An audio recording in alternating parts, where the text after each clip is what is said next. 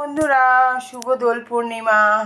দেখো আমি সকাল সকাল লাঞ্চে রান্না করে ফেললাম।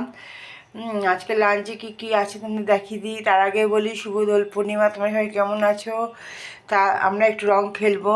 রং খেলতে খুব ভালো লাগে। কার কার রং খেলতে ভালো লাগে কমেন্টস করে জানিও। তাই জন্য আজকে তাড়াতাড়ি রান্না করে ফেললাম। এবার ছেলেকে খাইয়ে তারপর খেলতে নামবো রং। তাহলে দেখিয়ে দিই কী কী রোজকারের মতো রান্না করেছি।